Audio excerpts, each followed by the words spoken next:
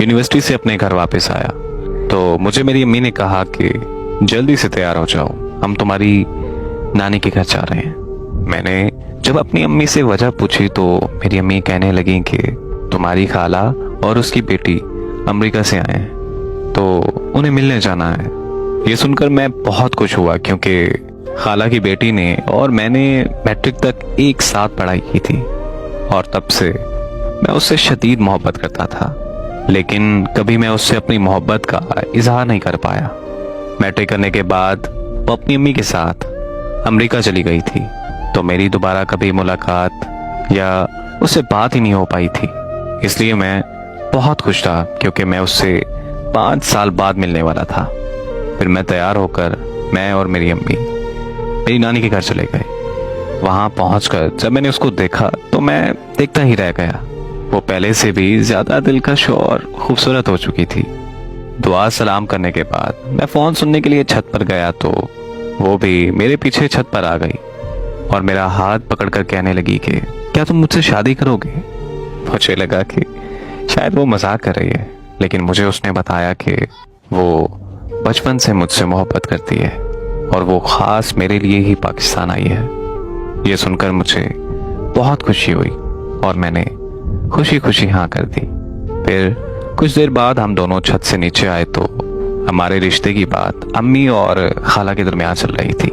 इसी तरह कुछ दिन बाद हम दोनों की खुशी खुशी मंगनी कर दी गई। मंगनी के बाद वो लोग अमेरिका वापस चले गए। खाला ने कहा कि वो लोग 1 साल बाद यहाँ आकर शादी कर जाएंगे। हम दोनों फोन पर दिन रात बातें करने लगे। ऐसे ही बात करते करते 1 साल गुजर गया और वो 1 साल बाद वो वापस पाकिस्तान आए तो किसी बात पर अम्मी और खाला की लड़ाई हो गई। मेरी खाला ने रिश्ते से साफ इनकार कर दिया कि वो अपनी बेटी की शादी मुझसे नहीं करवाएंगी और वो सब वापस अमेरिका चले गए। मेरे सारे ख्वाब टूटकर चकनाचूर हो चुके थे। अमेरिका जाकर उसने मुझे कॉल की और वो रोने लग गई। मैंने उसे दिलासा दिया कि सब ठीक हो जाएगा, तुम फिक्र मत करो। और फिर हम दोनों अम्मी और खाला की सुलह होने का इंतजार करने लगे। पूरा 1 साल ऐसे ही गुजर गया, लेकिन अम्मी और खाला की सुलह नहीं हुई। फिर उसने बताया कि वो सब मामू के घर पाकिस्तान आ रहे हैं। तब मैं अम्मी के पाँव में बैठकर रोने लगा और मैंने अम्मी को कहा कि प्लीज खाला से सुलह कर लें। अम्मी ने मुझसे वादा किया कि वो खाला से सुलह कर लेंगी। मैं बहुत खुश हुआ और उनके पाकिस्तान आने का इंतजार करने लगा। जैसे ही वो लोग पाकिस्तान आए तो मुझे पता चला कि उसकी शादी मेरे मामू के बेटे से होने जा रही है। ये सुनते ही मेरे पैरों तले जमीन निकल गई। मैंने उसको कॉल की तो उसका नंबर बंद जा रहा था। अम्मी के लाख मना करने के बावजूद भी मैं मामू के घर चला गया। वहां मैंने मामू की मिन्नतें की और अपनी खाला के पाँव में बैठ गया, लेकिन मेरा दर्द, मेरी तकलीफ किसी ने नहीं समझी, बल्कि मेरे मामू ने मुझे धक्के मार के अपने घर से निकाल दिया। मेरी कजन वहीं मौजूद थी। वो सब कुछ अपनी आंखों के सामने होता हुआ देख रही थी, लेकिन वो बिल्कुल खामोश खड़ी थी।